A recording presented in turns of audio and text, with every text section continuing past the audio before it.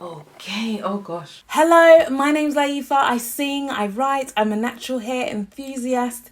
Can we just take a moment to talk about I May Destroy You? Yeah, have you watched it yet? And if you haven't, I suggest watching it and then coming back and then commenting and let's have dialogue about it. So I finished watching it and I never aspired it.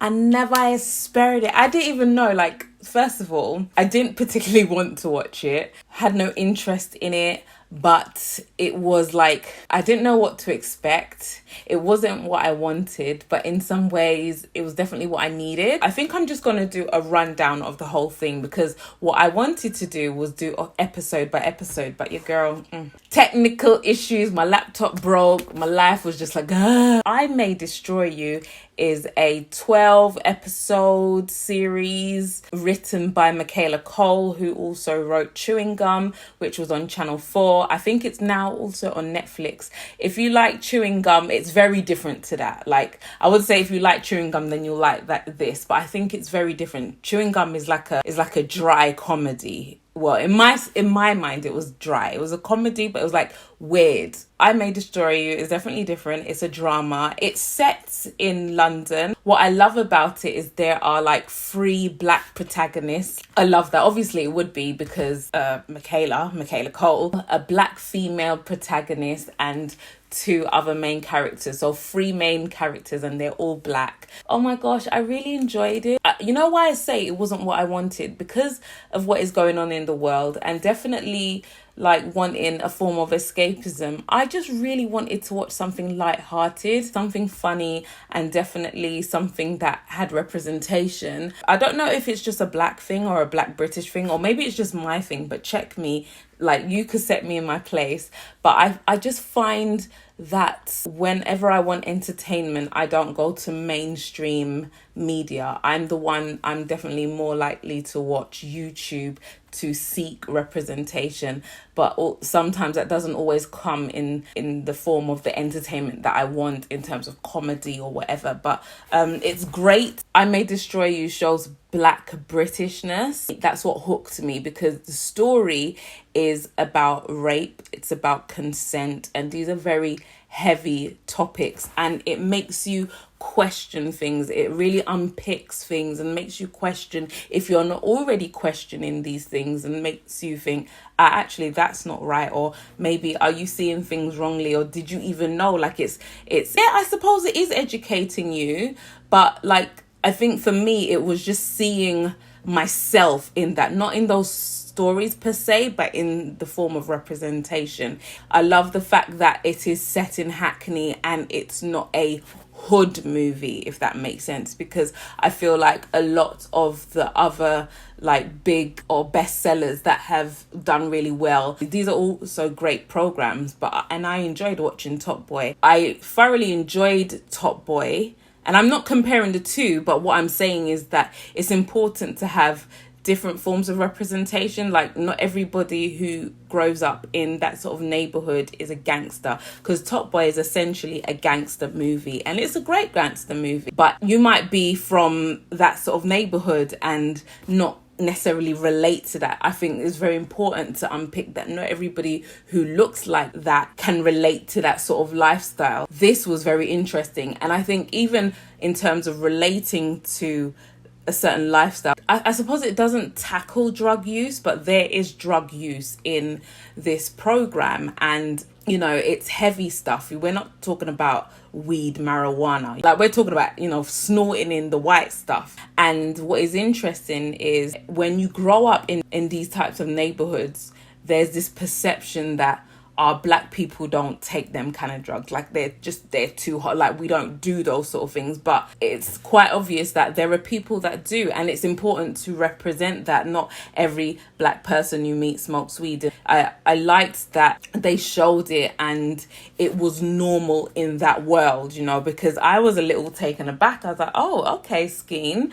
But it's good because it's like, actually, like, not everybody like lives the sort of reality that I live. Not everybody has a sort of, like, it's very true that there are black people that do, like, it's not just white people that take drugs. I liked that story being told. I'm just going to talk about my favorite parts about it. I mean, it starts off when Arabella, who is Michaela Cole's character, is in Italy with her what seeming to be like her boyfriend or her ting, and she's on her way back to the UK, and she needs to write a draft for her book, and she hasn't written her draft it, or at least she hasn't completed it, and it starts her from there, and then it goes into, and it was so authentic and so organic from the jump. What I loved about it the most was the language. I absolutely loved the language. I loved the vernacular. It was so authentic, so real, and obviously it would be because Michaela Cole wrote it, but it's like, yeah, like this is a BBC program, and they're like, what up my G, or yes brethren, like do you know what I mean? And speaking the way I would speak to my friends. It was really nice to watch, especially as a Black British person. Like, you seek out yourself, you seek out something that looks like you in forms of entertainment, and you either get Nollywood, which is great. Nollywood is not, it's not really my cup of tea, but Nollywood is definitely great, but that's Black Nigerian, that's Black West African, that's not necessary, that's part of me but not all of me. And then you've got Black American, and it's like, that's not really us at all, that's them. And it's entertaining and it's informative, but it's really nice to see us. And like little things, like there is an episode, so I'm just going to jump in and out, can I just say, there's an episode where Terry, that's Arabella's best friend, so the main character's best friend, it wants to console her, or like she asks her, what do you want? Do you want to go painting? Do you want to go to a gallery? Do you want dodo? And I could have screamed inside myself, because I was like, yes, come through with the vernacular. She said, what do you want? Do you want painting, gallery, like dodo, like I'll bring it to you, because she's trying to comfort her friend. What she said, dodo, she did not say fried plantain, she did not say fried plantain, she said dodo. I don't think that's just a Nigerian thing, I think that's a West African thing, because Arabella, Michaela's character, is Ghanaian. And I was listening to a podcast and discovered that the character Terry is actually Caribbean, she's not Nigerian or Ghanaian. And it's like, rah, but she knows about dodo. There's even a scene where she greets her mum, Michaela's mum, that's Arabella's mum, in tree, and she wishes her happy birthday. She calls her auntie. The white flatmate calls the mum auntie, and I was like, yes, like this is so true to my experience. And it's like, but she's not even, this best friend of hers is not even West African, she's not Nigerian, she's not Ghanaian, she's not even West African, this is Jamaican. And it shows how, like, when the migration happens, how we all just blend and we respect each other's cultures. It literally gave me flashbacks of when I was a child in, say, primary school, maybe like year 5, year 6, maybe early secondary school, and having my Jamaican friends come to my house and having to school them before they get to the front door that you cannot call my mum by her name, you cannot call her by her surname, you must call her auntie. Like, this is what we do in my culture. Yes, I know she's not your auntie, but this is like for respect, innit? And my friends just got it. So like growing up, I only had Caribbean friends. I only had Caribbean friends up until I started college. Yeah, I didn't have any close Nigerian or West African friends at all growing up. Everybody was Jamaican or Trinidad or Montserrat or but like Bajan or something that was not West African. So when I drew close to these people and they come close to me, I have to school them on my culture, and like even teaching them like certain vernacular. Like I would joke and say like, look at your nyash, and they're like, what's a nyash? I'm like, that's backside, that's your bum. Then hearing Terry say, do you want dodo? And she's not, I was like, oh, it blew my mind. I was like, yes, this is like, you're just hitting the nail on the head. You are dotting the I's and crossing the T's. Like, you know, you grow up around Caribbean people and you pick up their vernacular, you pick up their patois, their pidgin English. Like you might like, it's very common to say wagwan brethren, or like and this is Jamaican slang, or yeah, just is Jamaican English. And she even like addressed, like, so she's even picked up the language as well. So she says certain things in Twi, and I'm like, rah, like, this is so authentic. You know what else I loved? I loved their friendship. Like, there was a thing that they always said throughout the series: your death is my death and your birth is my birth.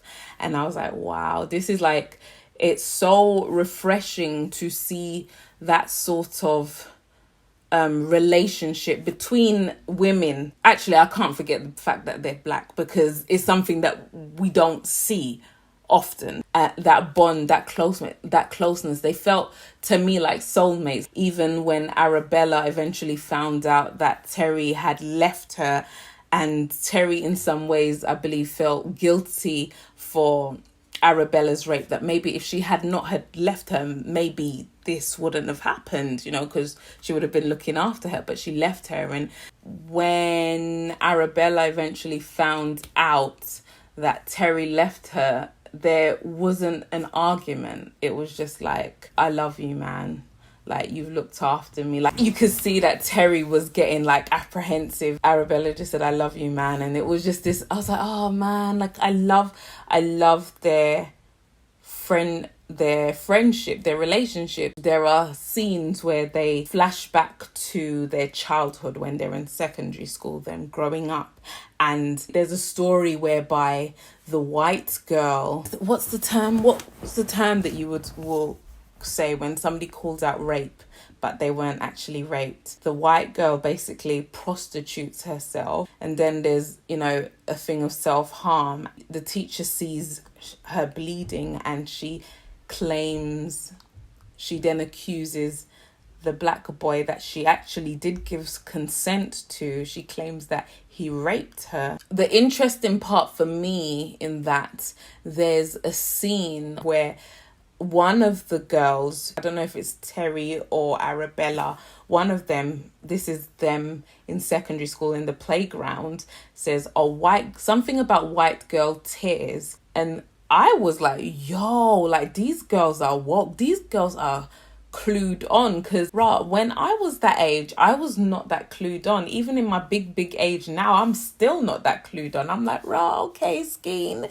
And talks about white girl tears. And what year is this? Like, what year in the past is this? Because there's no way I was that woke at that age. I know nobody likes the term woke anymore, but there's no way that I was that clued on at that age. I was still, look, I did not know my left from right, let alone knowing about white girl tears. Arabella and Terry come to the boy's defense. Now, his friend has the evidence that it wasn't rape. Now, instead of the friend, this is a male friend, like, saying something. The girl, like, he almost doesn't say anything. No, he doesn't say anything. And I think it's the girls who call her out.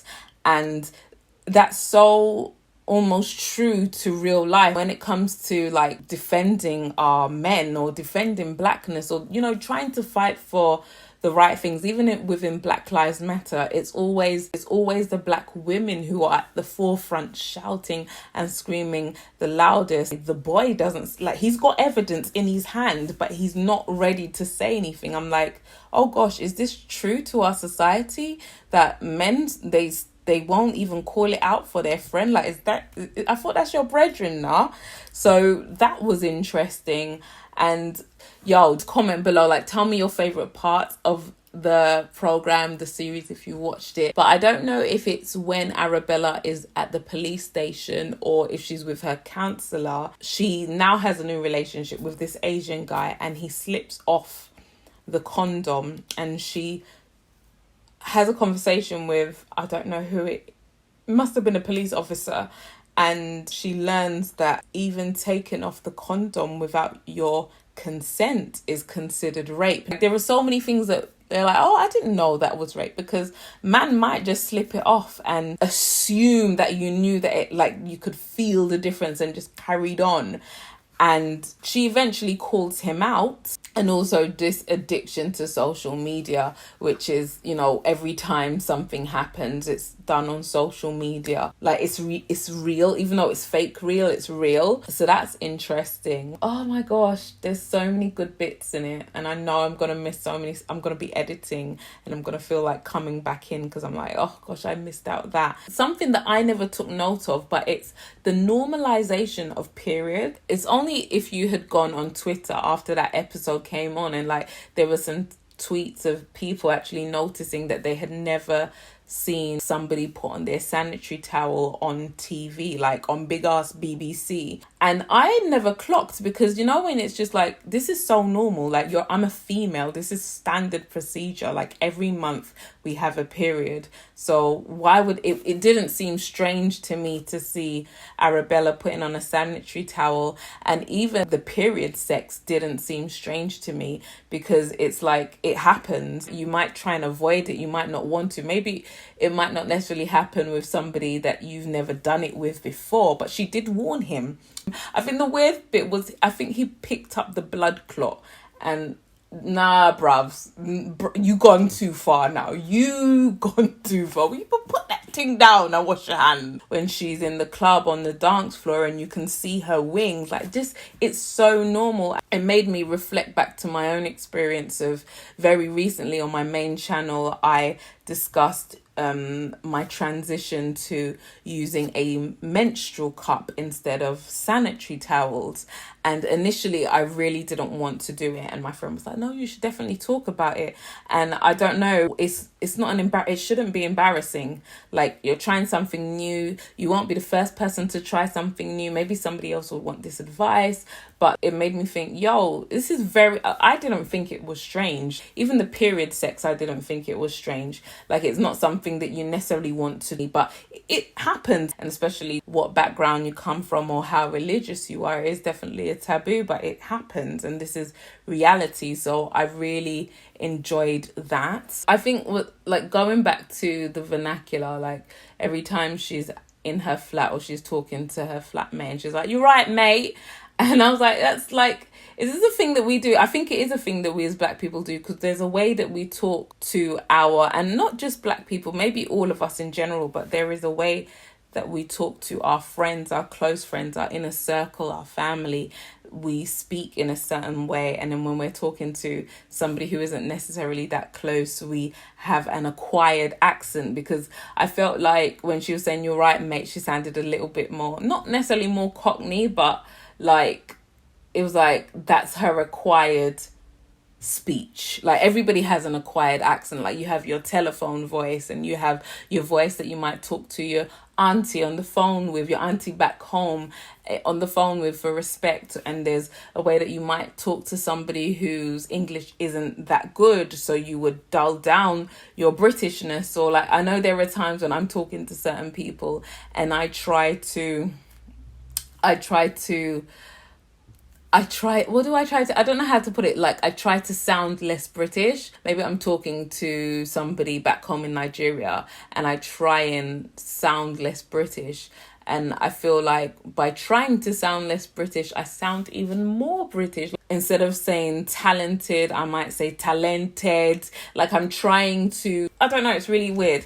But I found that interesting. I loved the ending as well. I think it was great because in my mind, it just left you questioning. Yeah, like, it was just like, it's up to you. It was very artistically done, I think. Like, there were small little nuances in it. Like, you notice when they're in Arabella's bedroom, there's this poster that keeps falling off the wall, and they're so adamant, like they're sticking down. Like, every scene that they're in her bedroom, the poster falls off and they're sticking it down. I'm like, that is so cool. Like, I don't, like, to be honest, I don't know what that poster is all about. I don't know what, like, but that might be an inside joke thing between the writers or between, you know, the crew. Like, oh, let's just let that poster keep falling down. Like, I don't know what that was all about, but I noticed it. Even addressing how they all... Hi, gorgeous. Hello. My daughter's here. Okay, come say hello. Come say hello and then say bye-bye. Say hi. Hello. Hi. Okay, off you go, darling. Oh, okay. Okay. No, don't go in there. What's interesting is how they all deal with rape and consent differently.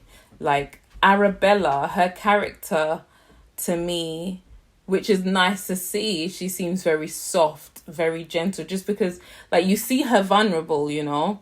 So how she deals with rape, she wilds out, like she's not having it. Even with the thing with her, with the Asian guy that she was doing a thing with, she calls him out, like she wilds out, she's not having it. Gosh, the male friend who is gay, and the way he deals with consent, because and that's also interesting, like how as a society we deal with rape cases depending on the person and their sexuality, and maybe also the color of their skin. Because also, let's look at, as a society, especially in the Western world, the black male is always seen as the predator.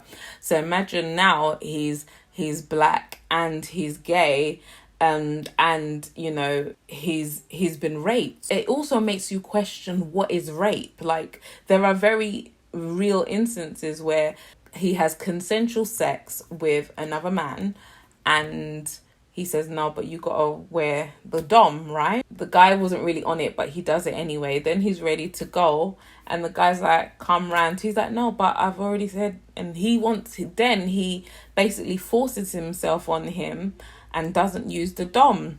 How he dealt with it is very interesting, because it's only until, like, I suppose 3 weeks later, I think it was about 3 weeks later, when he kind of realizes, like, he's not happy with it and he's shook up by it. But it's like, man, I've been raped. And he goes to the police station, reports it, and how it is dealt with is just like it's like, look at the world, like, raw. Fair enough, it's 3 weeks later, but if this was a woman, would you treat her like this? If this was a white woman, would you treat her like this? But because he's a black man and he's a black gay man, it doesn't pan out well, you know. Also, when Terry realizes that her threesome wasn't actually what she thought. This is a scene where they're in Italy and she meets these two guys and she thinks they're strangers, but it seems as though they had planned it, because when they're done with their threesome and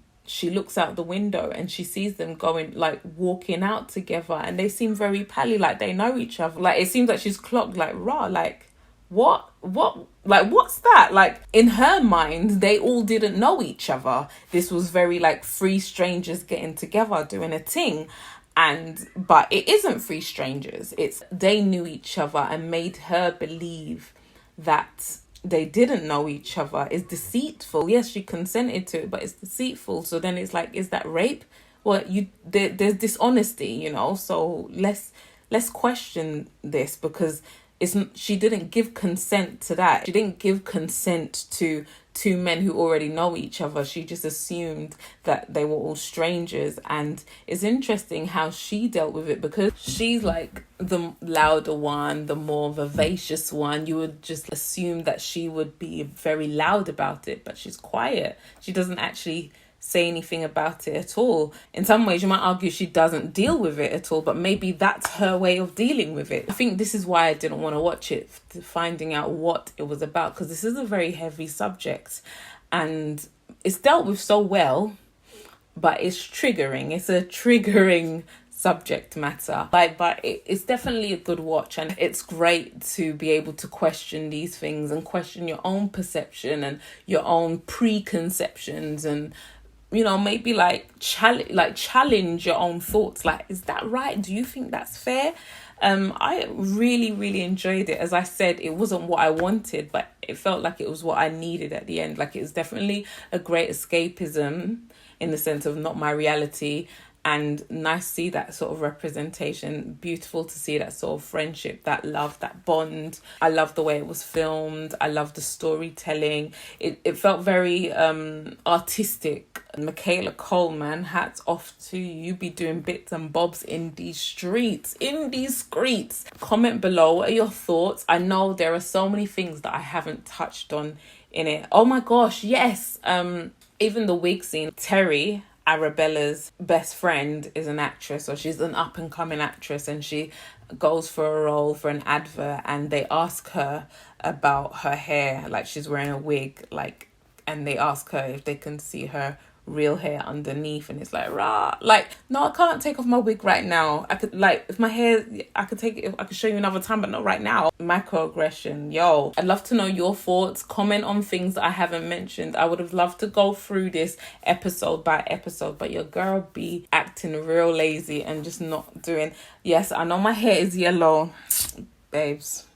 I don't know what to say. I like the representation. I like the diversity in the story, in the sense that, you know, tackling heavy use of drugs in that form, in that sort of community. Because keep in mind, it's filmed in Hackney, and it's like, what? Hang on, do black people take drugs? But yes, we do. And like, you know, dealing with being raped when you're gay, and how it's dealt with or how it's not dealt with, and even the coming together as friends.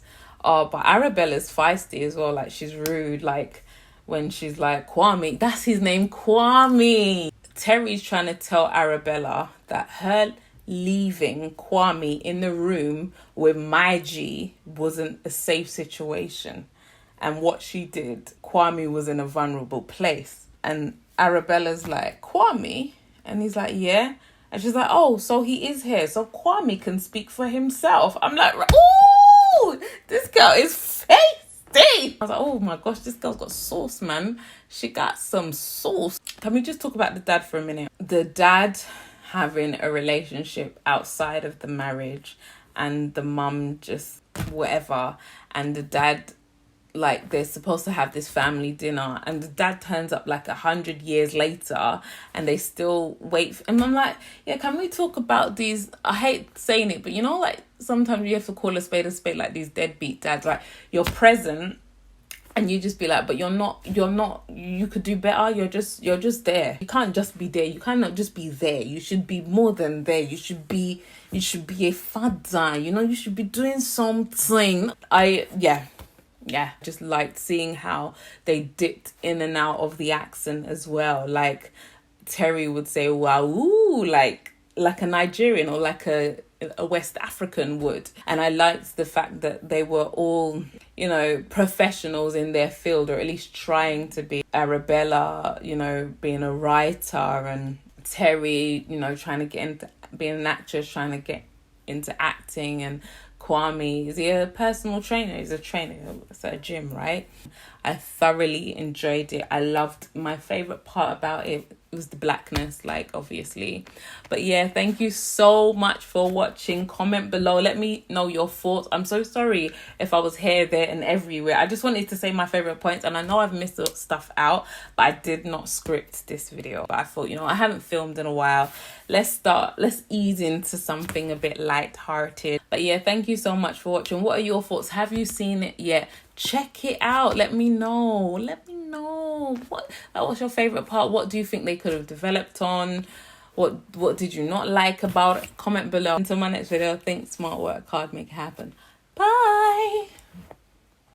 You know why I feel like it was quite artistic? Because even the intro, where it's typed out, I may destroy you, and then the U is deleted out, so UOY gets deleted out, and it just says I may destroy, and then it's making you question, hang on, is it I may destroy you, I may destroy her, I may destroy him, I may destroy myself? Like, it's so clever.